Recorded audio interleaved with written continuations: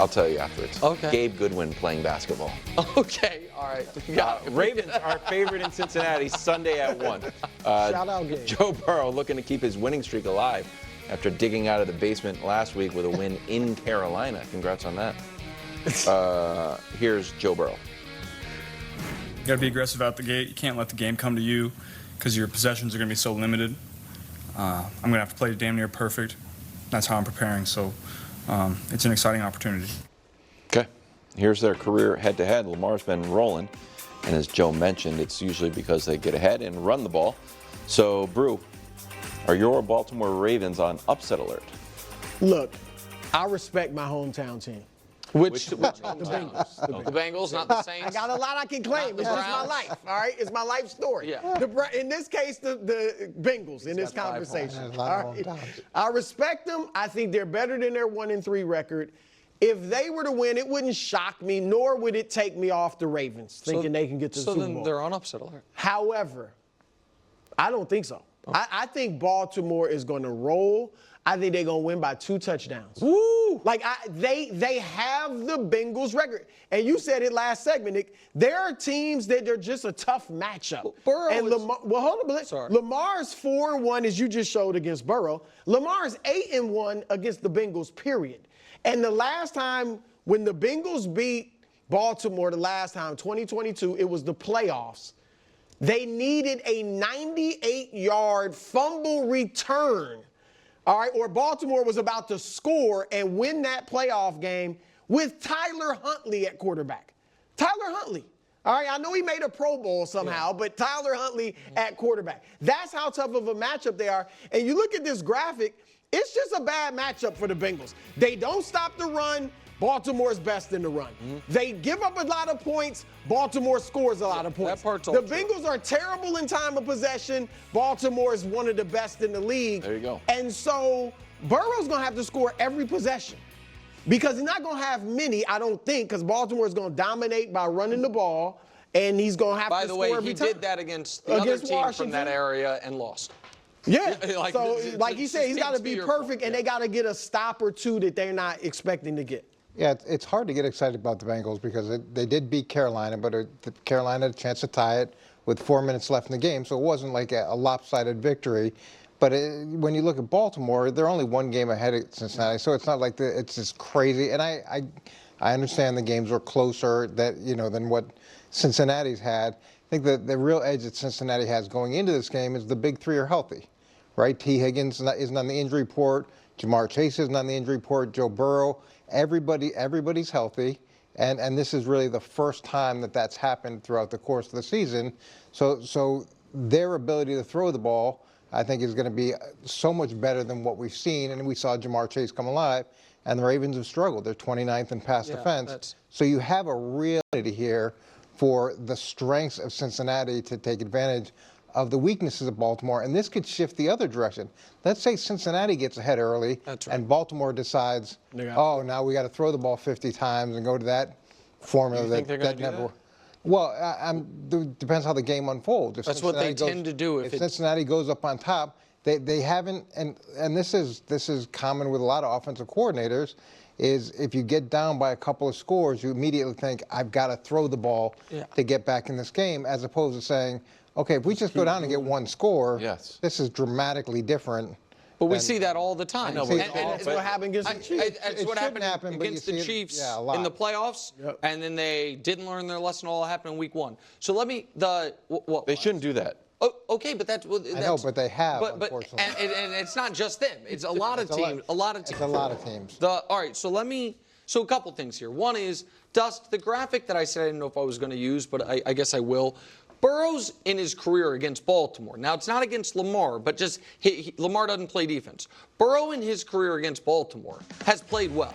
The team's 4-4. You guys mentioned the. So he's 3-0 against whoever, Huntley or whoever. I got it, but I don't care about the wins. I'm talking about how he has done against Baltimore's defense. That's the point I'm trying to make there, which is Burrow has not struggled individually against Baltimore.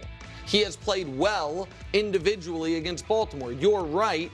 the Bengals defense has gotten crushed by Lamar when they've been out there. But don't you think the offense impacts that field position, time of possession? Yes, you know what I mean? to a degree. But I also think that it is worth noting that Burrow's played the Ravens 8 times in his career. If you're a wins guy, he's won half of them. If you're a stats guy, the numbers are good. But I also think Coach's point is correct that these two teams' resumes are not the same, but more similar than it seems like that side of the table discusses it as. They both have one awful loss to a bad team. They both lost to Kansas City, right? That happened. Sure. They both played an NFC East team and the defense, and one time, and the Ravens beat the Cowboys 28-25. The Bengals lost to the Washington 38-33. That's their resumes, right? But but I think that's like Baltimore has two. If you count Dallas as a blowout, because obviously they were I don't stomping. count a 3-point win as a blowout. Yeah, but they smacked them around for 3/4 of the game. But it's also a little disconcerting because Yeah. they blew the lead They against let them the back in Raiders, it. But the and next almost week they blew the lead didn't let against it. them. No, they didn't blow a fourth quarter. right. The So I'm biggest just saying difference. they've had two impressive performances. Correct. Has Cincinnati had any? No. Okay. And so the biggest difference I would say is that I think the Ravens have had one awesome performance and Cincinnati's had 0. I don't think you think the Cowboys game was an awesome performance. And don't underestimate the fact that all these guys are healthy. All these guys are practicing. Well, together. that's what I give But you. I wanna like, ask- pass defense. There's some firepower there. I want to ask Wild something because the reason this game is so big for a number of nationally is because it's Ravens Bengals, 2 potential Super Bowl contenders. The reason it's so big for this show is because there is a real disagreement about which team has the better quarterback. There's a real disagreement about how we judge these guys. So this is what this season, Joe Burrow and Lamar, we can show you their numbers. I would argue they're as close to identical as you can get. Joe's been, and I did total yards to be fair to what Lamar does, and he hasn't beat there. The teams are scoring almost the exact same amount, whatever it is. But what about just the last 4 years? 4 years, all of it. So this is where I think Brew agrees with me, but Wilds thinks we're wildly unfair to Lamar. I don't know.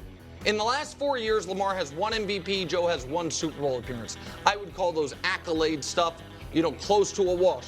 The touchdowns are massively more for Joe. 32 more touchdowns. I don't think, it's 29 more, but I got your back, Coach. And the turnovers are one different. The passer rating's higher. So you get like upset and very defensive of Lamar when we talk about Joe Burrow, at the very least being of his caliber. I don't understand how you can. No, I think he's of his caliber. No, you don't. You said you. I say he's off the pedestal. I say he's off the medal stand and maybe onto the Mount Rushmore. Yeah, that Lamar is clearly a grade higher than him. What's the evidence of that? The reigning MVP is better than the guy who played half a year last year. So I would start with that. And for say just more recently, this year. For some reason we are taking the Dallas win where Lamar's offense ran for 274 yards and putting that just like on the same plane with barely beating Carolina. No, that's not. No, they barely beat. No, like they both have they barely beat Carolina and lost every other game. That's how I'm looking at the Bengals season. I'm putting it on the same plane as the Bengals-Washington game, where Joe Burrow's team scored every time they had the ball and scored 33 points, and they lost because of their defense. That's what I'm putting it on. I'm putting those two things on the same plane. Here's what the Cowboys win and the Washington loss for Cincinnati. To me, Joe, as far as what Joe did. Well, for Dallas, Lamar's sitting on the sidelines as they field an onside kick and go. Exactly right. Agreed. They both played awesome in those games. And Lamar was able to survive the fact that his defense almost gave it up. And Joe wasn't able to survive that his defense did give it up. The Cowboys and the Commanders are the same team. No, right now the Commanders are better. Demonstrably. No, they're not better. The Commanders are better than Baltimore right now? No. The Cowboys. The Cowboys are better than the Cowboys is what we're saying. I don't know. But don't you think this is what it is? If you showed the 4 years of the stats, you could say in the moment, as we are right now, Joe Burrow has been the better quarterback. But historically, years from now, we'll look back. If they ended their careers right now, we would say Lamar had the better career. Yeah, of course. Well, I think Without question. If this game comes down to a passing game, if Baltimore is not able to play in the style that best suits them, then I think that's a real problem because we've seen it over and over again. When they get out of that pattern, that's where they're most vulnerable. He's 4-1 against him. He's 2-2 right now, and the other guy has 1 win against Carolina. Okay, so I guess my question is this: since you are so adamant and about the head-to-head record, and it's a 2-point spread here, so no matter the style of the game, if on Sunday afternoon Cincinnati beats Baltimore and they're both 2-3 and